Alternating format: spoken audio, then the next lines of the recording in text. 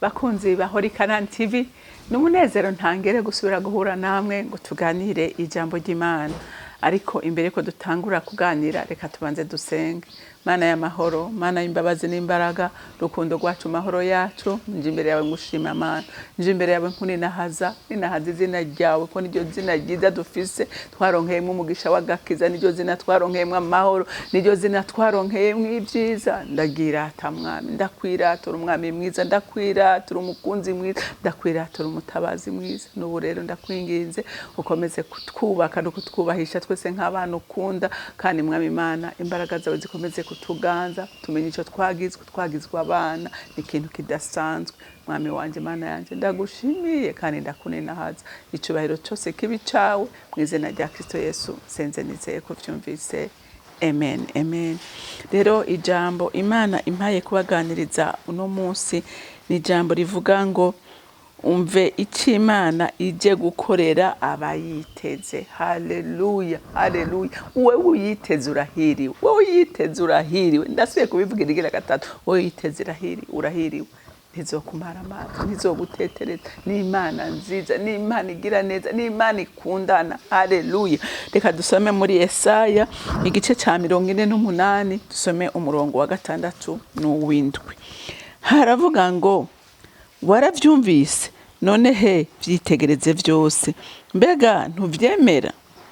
Guhera ubu ndabereke ibishasha byari bihishijwe utigeze kumenya, bigizwe ubunyene ni si vya kera, kugeza uwo munsi ntiwigeze kuvyumva, kugira ngo ntuvuge uti erega nari nsanzwe ndabizi.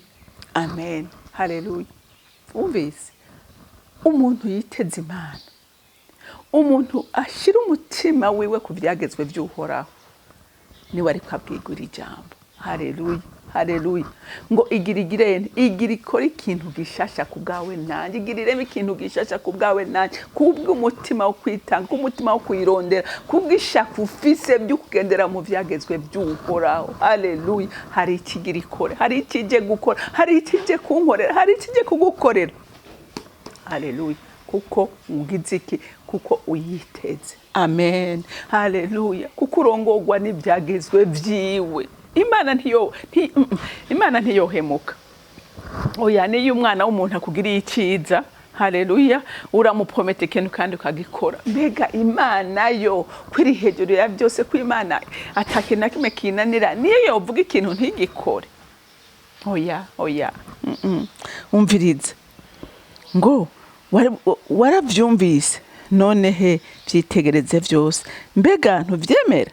Ngo guhere ubu ndabereke ibishasha. Haleluya. Hari ibyo wasengeye, hari ibyo wabwiye Imana uri mu masengesho, hari ibyo wabwiye Imana urira mva, ivuze ngo yaravyumvise kubw'ubwizigirwa bwawe ije kubishitsa. Haleluya, haleluya. Umva, nukuri hari igihe Imana igukorera ikintu bikakugora no kucemera, ukamenga ni indoto. Ije kugukorera ibyo ibigutangaza nawe. Haleluya. Ije kugukorera ibigutangaza nawe. Kubera iki? Kubera ubwitange bwawe, kubera ubwizigirwa bwawe, kubera wizeye Imana yawe, ukayizeresha umutima wawe, ukayizeresha ubwenge bwawe n'inkomezi zawe. Ije gukora ibintu bishasha mu buzima bwawe. Haleluya, haleluya. Ngo bigizwe oya, ngo guhera ubu ndabereke ibishasha, ngo vyari bihishijwe. Hari ibyo Imana yaguhishirije. Haleluya. Hari ibyo Imana yampishirije. Wahora urabuka we mbega bizoshoboka? Mbega urazi ko ari aho usengera ikintu, niyo ubuvugishwa buvuze ukavuga ati none iki kintu kizoshoboka gute? Inzira izoboneka gute? Ibidashobokera umwana w'umuntu, ku Mana birashoboka. Haleluya, haleluya. Imana izura n'ivyapfuye, yoranirwa kugukorera ikintu gishashe kinezereza umutima wawe utaruniteze. Haleluya. Utabona inzira, Imana ntibiyinaniye. Haleluya. Ariko ije kubikorera nde? Ije kubikorera uyiteze. Haleluya, haleluya. Ije kubikorera ngo ugize iki? Uyiteze. Ngo guhera ubu ndabereke ibishasha byari bihishijwe utigeze kumenya. hari n'ibyo utari witeze, hari n'ibyo utaruzi, Imana ije kukwereka. Haleluya. Kuko igukoreye gusa ibyo wari witeze, womenga nibisanzwe, ahubwo ije kugukorera n'ibyo utari witeze. Ije kugushika naho utari wiyumvira ko ushobora gushika. Imana iratangaje. Ije guhemba abaye, ije kugirira neza abaye, ibakorera ibirenze ubwenge bwabo. Nawe ije kugukorera ibirenze ubwenge bwawe. N'abazovyumva bazotangarana nawe. Haleluya. Bazotangarana nawe. Ngo bigizwe ubunyene. Yo, haleluya. Imana ikugirire surprise yihuse. Iyiremo ubunyene yihutisha, inezereza umutima wawe. Nanje n'iryo sengesho nisengera. Unkorera ikintu cihuse, ntari niteze. Haleluya. Ntabona uko cogenda, ntari niteze. Haleluya. Ukinkorera, ugikorere na mwene data wese yiteze ukugira neza kwawe. Haleluya. Ngo si bya kera, ngo kugeza uwo munsi ntiwigeze kuvyumva, kugira ngo ntuvuge uti erega nari nsanzwe ndabizi. Haleluya. Haleluya. Imana ndayikunda.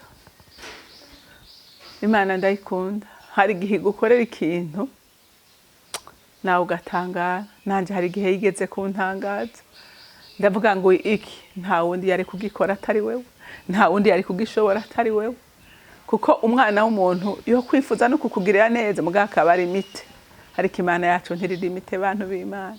Imana yacu umva ishoboye byose. Imana yacu ishoboye byose. Sara umunsi Imana imubwira ngo mu gihe nk'iki muzoba ukikiye umwana w'umuhungu, yaratwenze. Icyatuma twenga yabona bidashoboka, yabona bidakunda. Aharuye ubwenge, agaharuza ubwenge bw'umwana w'umuntu, kuko yabona ati imyaka amaze 90 vyokunda gute ko nshobora kubyara, vyokunda gute mu myaka 90. Haleluya. Ati n'abazovyumva ibi bintu Imana imbwiye nukuri bazotwengana nanje. Haleluya. Haleluya. Uko Imana yabivuze niko vyabaye. Imuha umuhungu mu myaka ataramwiteze. Nta n'umuntu numwe kwisi yo kwiyumviriye ko umudamu w'imyaka 90 yoshobora kubyara umwana, ariko yari ibihejeje kubirema ubwo nyene. Haleluya. Nawe uyu munsi ndashaka ngo igutwenze hamwe n'abazokumva iby'Imana yagukoreye, batwengane nawe. Haleluya. Banezeranywe nawe, kuko Imana yacu ni Imana y'ibitangaza.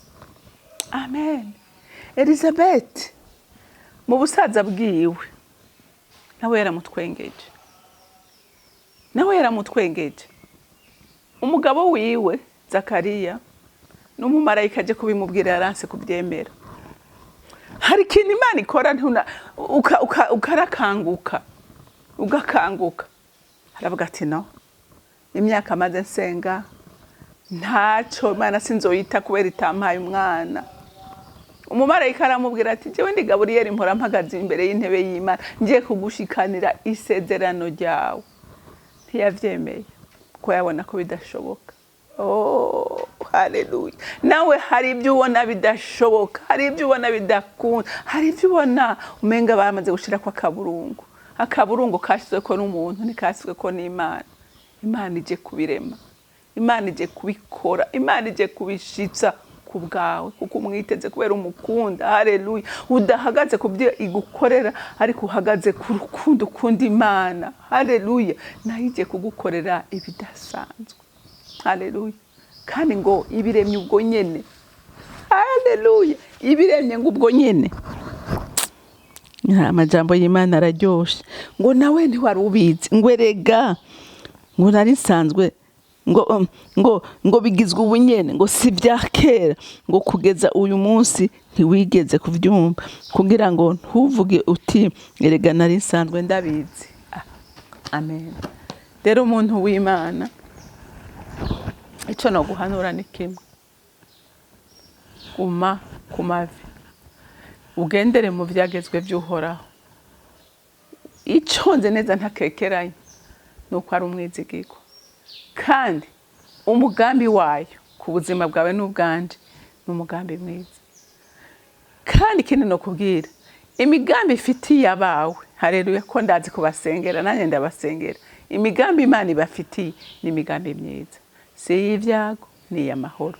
Rero Imana yo mu ijuru ibampera umugisha.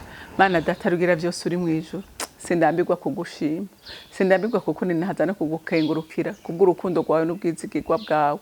Uri Imana nziza, uri Imana idukorera amasurprise buri munsi. Mana yanje mwami Imana, n'uyu munsi kubyuka ni surprise gatwagiriwe kuko hariho abatabyutse. Rero mwami w'amahoro, n'uwundizera ntakekeranya ko abana b'Imana bakwiteze, ugiye kubatwenza ukabaremera ibibatwenza. Urakoze, icubahiro n'amashimwe bikomeze kuba ibyawe mu izina rya Kristo Yesu senze nizeye ko byumvise. Amen, amen. Mwarahezagiwe, mugira umunsi mwiza.